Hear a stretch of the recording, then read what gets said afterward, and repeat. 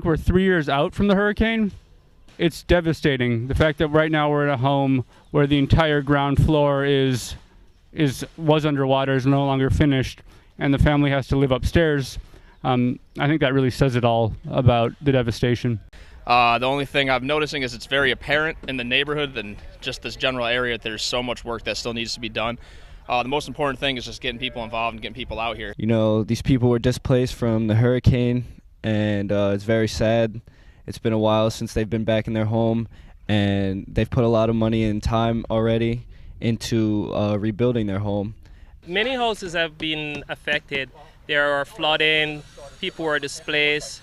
I myself was out of power for a significant period of time. We never had tornadoes or hurricanes or anything like that. And we have kind of like this Wizard of Oz moment where the house just kind of twisted and it was down in the water. And we're thrown down onto our butts in the water, and we get up and we're spitting water and we're struggling to try to find each other. Now, the house is just in the water. It's the top half of the garage. It's the apartment. It's just in the water. And there's a couple feet of water, and this thing is just kind of floating around. You know, after a storm, they just want to be home. You know, that comfort of home. And not being able to fully be home, fully relax in your house, being able to see someone once they are able to come in, shut the door to their home, and just feel at rest. Like, that feeling, welcoming someone home, is the best feeling ever. All the volunteers have been wonderful. They come in 6, 8, 10 at a time. In 2 days, they got the floor down. They come back 2 days later, they put another floor down. They come back a week later and put up walls. They supply the material, the doors, the work, the time. And without them, we wouldn't have come as far as we have. People would just stop and want to help. And I didn't know why they wanted to help. And I didn't get it. And I said, why are these people just coming and just... But they all had this faith that they shared. You know, they all have this common faith, and that's what brought them here to help. And it changed us. You know, it's I would never be where I am right now if it wasn't for people like you. I never realized that there were so many people out there who really needed help. And giving back makes me feel like I make up for the good that I have in my life. The smell of gas in the air is incredible. All the electric transformers are exploding. All the houses are destroyed, and all that debris is in the water with us. There's cars floating around, washing machines, dryers. Anything that's in a house is now in the water surrounding us, and we're just getting pelted with all this debris. The reality is that disaster recovery is broken in America, and disasters are going to continue to happen in communities all across the country. And I'm so proud to be a part of an organization that is committed to expanding into new communities to meet the needs where they're at, and to be a part of activating passionate people from across the country in getting involved in creating solutions for those homeowners.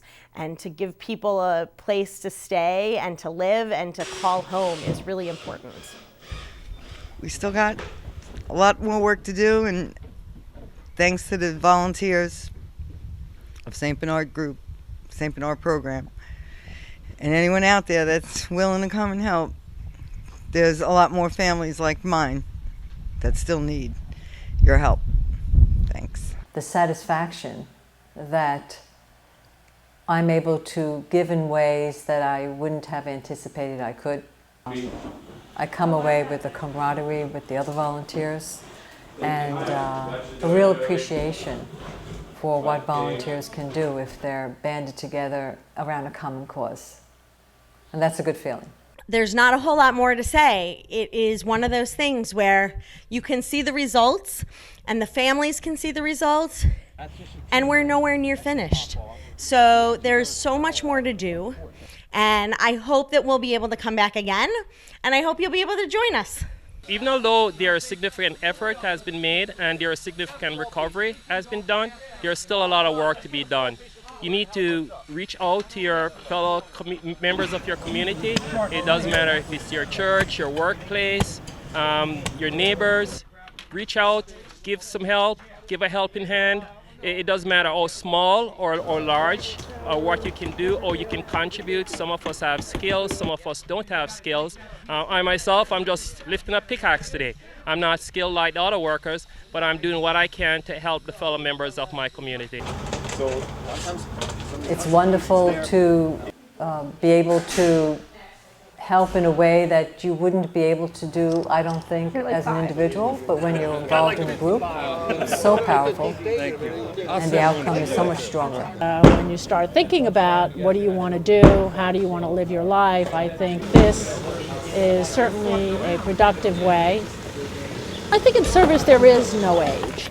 You're going to love it. I mean, you're going to love being with 20-year-olds, 30-year-olds, 40-year-olds, 50-year-olds. It's all good. We're here to help the families, but we help each other out. We'd get the Jersey Shore back on track and people back on their homes if everybody my age gave 1 week once in their life. It would be good enough.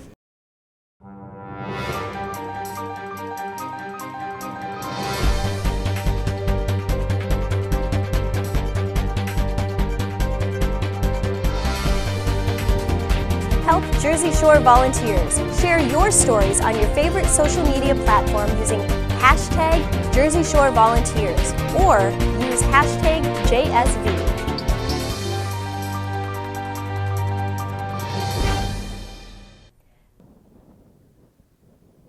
It has been 3 years now since Superstorm Sandy devastated the northeastern coast of the United States in 2012.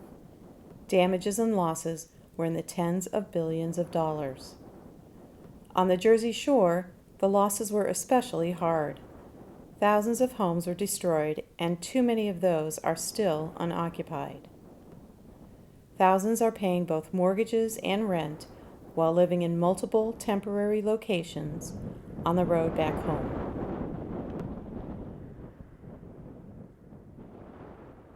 St. Bernard Project was founded in March 2006 by a few people who volunteered in the St. Bernard Parish following Hurricane Katrina. As part of its Hurricane Sandy recovery efforts, St. Bernard Project works in Monmouth and Ocean counties, rebuilding and repairing homes damaged by the storm. Barron Builders is the only program of its kind in the Washington, D.C. area.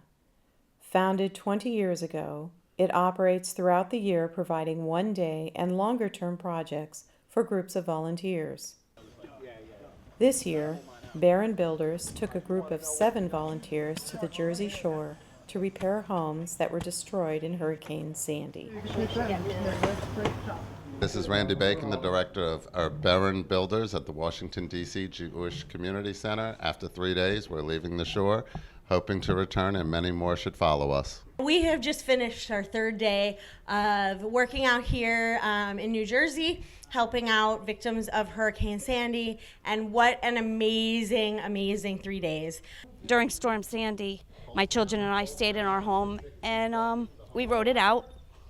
And the following morning, we did our best to remove what we could, floors, furniture, whatever, with the help of a neighbor. And during that storm, we sat up in the front windows and we watched the water rise. And the kids kept saying, "Mommy, when is this water going to stop coming up?" And it was coming up. We're 3 years out from the hurricane.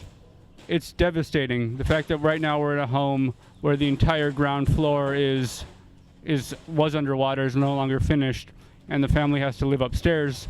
I think that really says it all about the devastation. I have a very bad mold situation, which in the meantime, 3 of my 4 children have been very sick. New asthma, stuff like that. So now I know why. I'm so excited that we got to help all these families this weekend. We went to 3 different places. We made a difference. We did siding and we did cleanup and we removed some flooring, and we really, really helped some families get one step closer to being back into their homes. We were able to go to 3 different sites, do a lot of different work, which was, really interesting for me, who I don't really work in this field, so it was a great opportunity to learn some new things. Not only that, we helped 3 separate families. I feel really great about the work we did. There's still plenty more families that need help, though, and we would appreciate any other volunteers that would like to come down to the Jersey Shore and help out.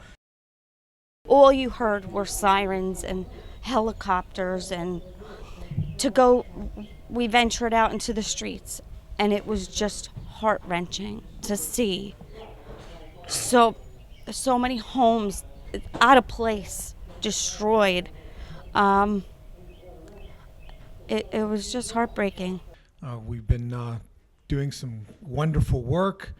There's an incredible amount of work that still needs to be done. We would love it if more people came down to help, because there's countless people that still need help. The organizations down here were very well organized with tools and material. It was a great thing to learn from the people here, the other volunteers, and also be able to pass on what I know about the trades to the young volunteers. It was a very rewarding experience.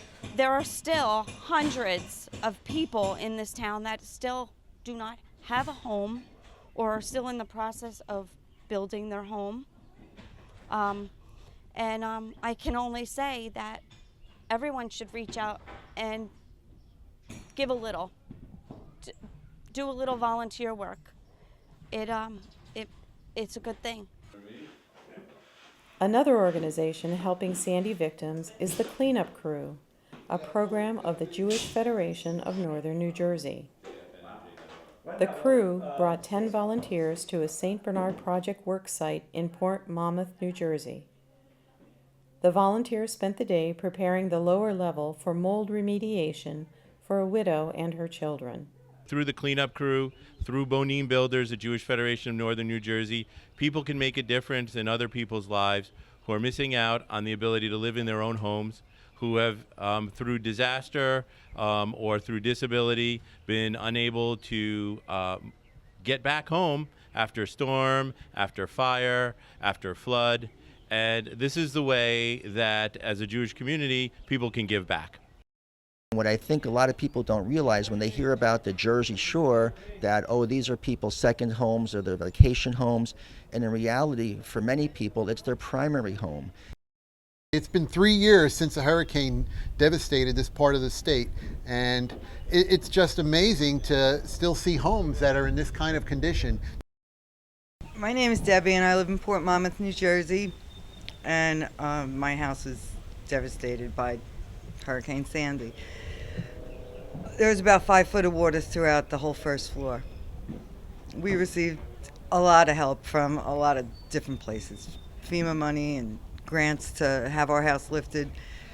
But when all that ran out, there's still more house to fix, and that's where St. Bernard Project came in. All the volunteers have been wonderful. They come in 6, 8, 10 at a time. And without them, we wouldn't have come as far as we have.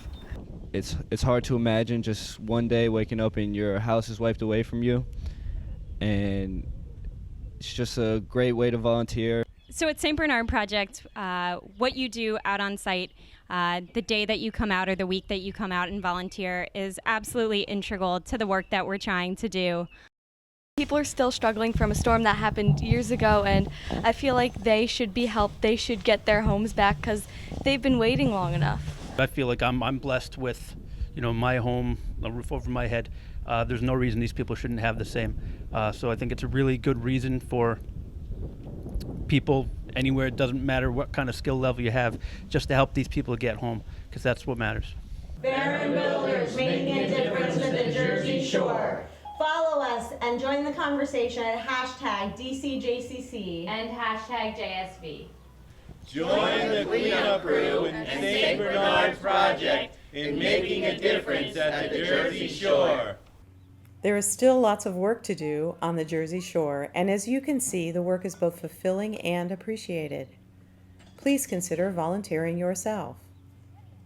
The St. Bernard Project can place individuals as well as groups of volunteers into projects that will help people get back into their homes and restart their lives. Share your story and be part of the conversation to create volunteer awareness. Go to sandy.stbernardproject.org for information on how you can help.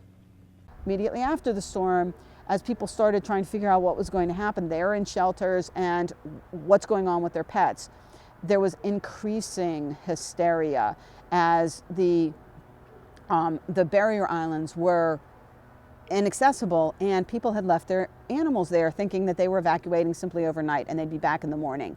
And so what we had to do was be part of the rescue process where they were sending teams out onto the barrier islands to extract animals that were trapped over there. Everywhere was black, and you could see them coming because they had a police escort, so you saw the sirens approach. The semi got to the head of the driveway, couldn't make the turn, and so they had to stop there, and then you had police officers carrying animals down 2 by 2 our long driveway, placing them on the ground. They would go in, we would take them in, triage them, get them into one of our carriers, move them out, and the carriers would go back to the truck.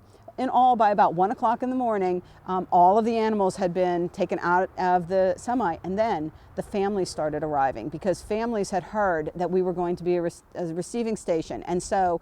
And for some families, we didn't have their animals, but for some we did. Sadly, for some we had 1, but not 2. That they knew they had left 2 cats and only 1 was found in the home, or circumstances like that. But by the end of the night, we had processed all 88 animals and we had tucked 50 of them onto the ground so that they could be safely secured. And then for the next many months, most of those animals stayed with us because their owners were in temporary shelters. We were standing in exactly the right place at the right time. I lost everything in that. You know, the worst is the sentimental things. Thank God I didn't not take. Yeah, I would never leave without my animals, and that's why I was going to stay. So I had 8 feet of water. I'm 5'7", so that's. You know, the refrigerator was floating in the bedroom. The windows were all broken. I mean, I have pictures online somewhere.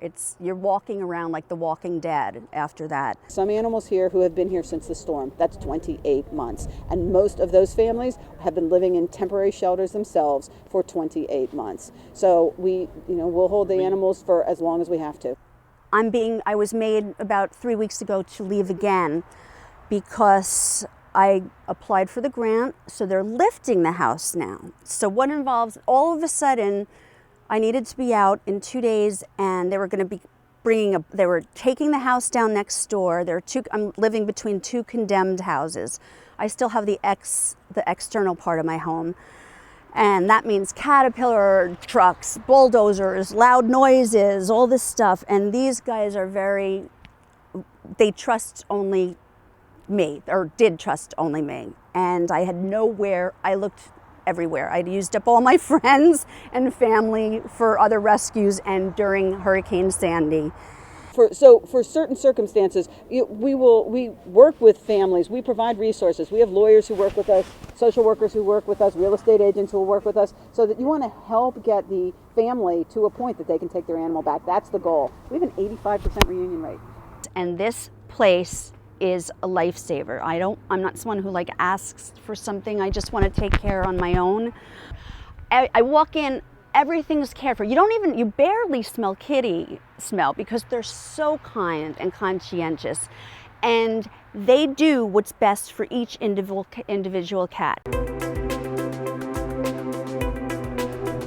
So 3 years after Hurricane Sandy hit New Jersey, there are still a lot of people struggling. Even though it's still not in the news, there's still a lot of people who are still affected by the storm. Volunteering is a lot of hard work, but the work definitely pays off in the end.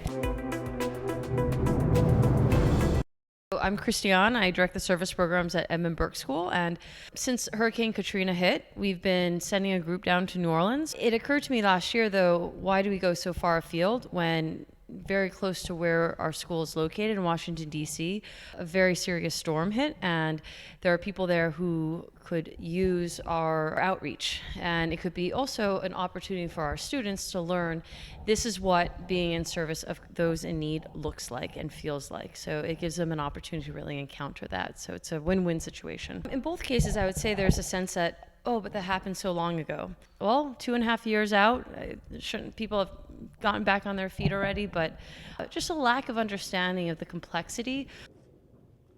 I didn't really expect there to be much work to do. It was very surprising being here now, seeing how much is still undone and has left a lot of people still stranded. And it's crazy to think that 2 years they've been living like this. I've been really impressed with the students' experiences here. Before we leave on any service trip, we always have several meetings where we prepare. I think you need to prepare your mind as well as your heart before you engage in any type of service.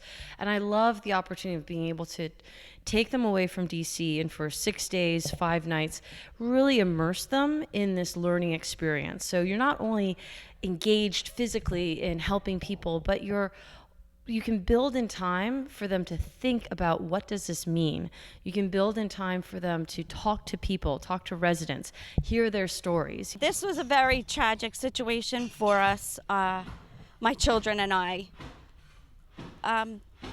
Being a single mom and having to deal with their emotional part of it and seeing what's going on and losing so many things in our home.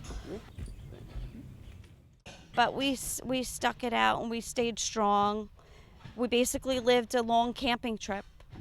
I enjoy camping, but this was not a camping trip that I wish to go on ever again. It was a long, rough trip. It's an opportunity for those people to be heard and to have their stories listened to. It's also an opportunity then for our students to hear those stories and hopefully go back to DC and be storytellers. So when I think about what their experience kind of means, I think they've seen the effects of a storm like this hitting a state like New Jersey, where you might think, oh, they've got enough going on that they could be able to recover pretty quickly. I think they have a much deeper sense of what it means to have your house destroyed. So I think they can empathize with individual stories and individual households. Not that they've met those families, they've seen their faces. And this one particular student was moved to tears as she thought about, I want to make a difference, and I want it to be the big difference. And I think you never know when it's going to click for students. You never know if this particular service trip down up to New Jersey is going to be the moment when it really clicks for students. Like, this is what it is, or this is what I have to do, or this is how I can plug in and make a difference. But I think that night, for that particular student, something clicked, and that was, I hope, a moment she'll never forget. I mean, everyone has just told us how important our work is. And I mean, every time we finish at a site, people just thank us again and again, and that feels really good. And I mean, it's so important to have something in which you feel meaningful. Whenever we go on a service trip, I always tell the students, I always remind them, you have a responsibility. You had an experience, and your responsibility is to retell that experience to people who have no idea what you just went through. And not just like, oh, how was the Jersey Shore? It was so much fun. Really think about what message do you want to impart to those to the people in your family, into your school community, in your neighborhood. For many of them, they've never been up here to help with relief and volunteer work. And so I really emphasize for the students that they become vessels, and they become these, in some cases, the only person some folks will ever encounter who's volunteered up here. And therefore, they have a responsibility to tell the stories. My name is Debbie, and I live in Port Monmouth, New Jersey. And my house was devastated by Hurricane Sandy. There was about 5 foot of water throughout the whole first floor. We received a lot of help from a lot of different places, FEMA money and grants to have our house lifted. But when all that ran out, there's still more house to fix. All the volunteers have been wonderful. They come in 6, 8, 10 at a time. In 2 days, they got the floor down. They come back 2 days later, they put another floor down. They come back a week later and put up walls. They supply the material, the doors, the work, the time. And without them, we wouldn't have come as far as we have. We still got a lot more work to do, and anyone out there that's willing to come and help, there's a lot more families like mine that still need your help. Thanks. My favorite activity so far was volunteering at St. Mark's Community Kitchen because you got to see the faces of the people who were affected by the storm. It's not meaningless work. You get to actually help people.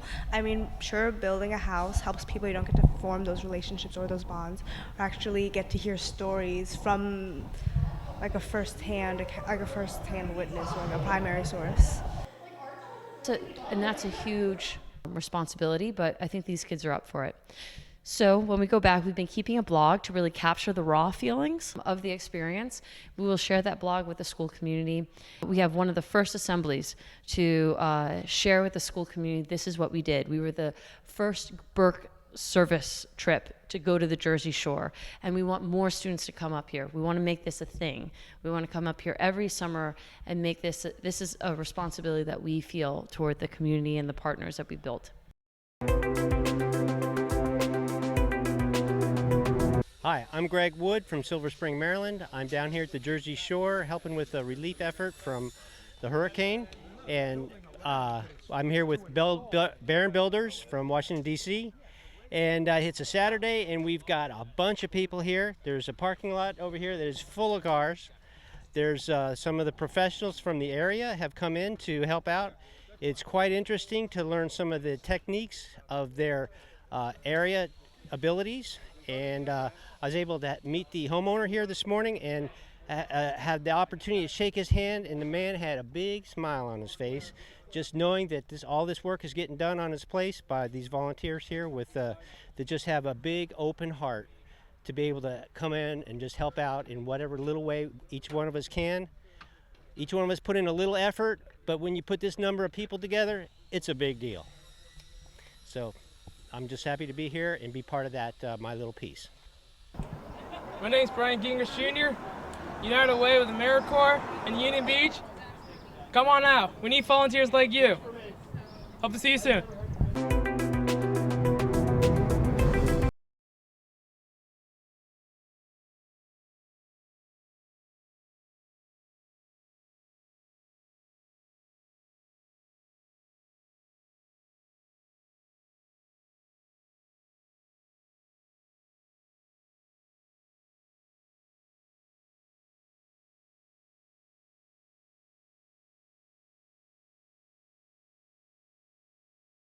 Join Travel Television for stories of travel for a purpose. Volunteers working behind the scenes to encourage volunteerism around the globe. In each monthly episode, you will travel around the globe and see how you can become a part of those making a difference in areas ravaged by disasters.